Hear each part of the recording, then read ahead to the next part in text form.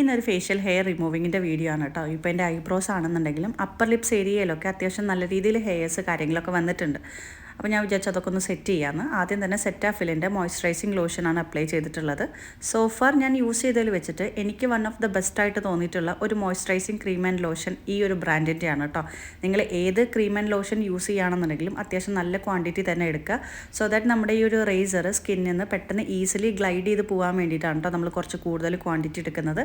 പിന്നെ facial razor ഞാൻ ഒട്ടും ഇതിൻ്റെ ഒരു ബ്രാൻഡ് നെയിമിനോടൊന്നും കൺസേൺഡ് അല്ല കേട്ടോ. കാരണം നമ്മൾ ഷോപ്പിൽ പോവും, ഈസിലി ഏതാണോ കാണുന്നത് അത് വാങ്ങും, അത് വെച്ചിട്ട് നമ്മൾ യൂസ് ചെയ്യുകയാണ് ചെയ്യാറുള്ളത്. ടച്ച് വുഡ് ഇതുവരെ നമുക്ക് സ്കിന്നിൽ അങ്ങനത്തെ ഒരു ബ്രേക്ക്ഔട്ട്സോ കാര്യങ്ങളോ വന്നിട്ടില്ല. അത് കാരണം തന്നെ അതിനോടൊന്നും ഒട്ടും കൺസേൺഡ് അല്ല കേട്ടോ.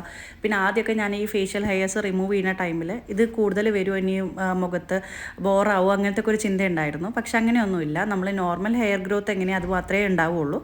അപ്പോൾ ഇത് ഇടയ്ക്കൊക്കെ ചെയ്യുന്നത് നല്ലതാണ് കേട്ടോ. നമ്മുടെ മേക്കപ്പ് അപ്ലൈ ചെയ്യുക, നമ്മൾ എന്ത് ക്രീംസ് ആൻഡ് കാര്യങ്ങൾ ഫേസിൽ അപ്ലൈ ചെയ്യുകയാണെങ്കിലും ഈസിലി ബ്ലെൻഡ് ആവാൻ ഇത് ഭയങ്കരമായിട്ട് ഹെൽപ്പ് ചെയ്യും. അപ്പോൾ ഇത്രയേ ഉള്ളൂ. അടുത്ത വീഡിയോയിൽ കാണുന്നത് വരെ ബൈ ബൈ.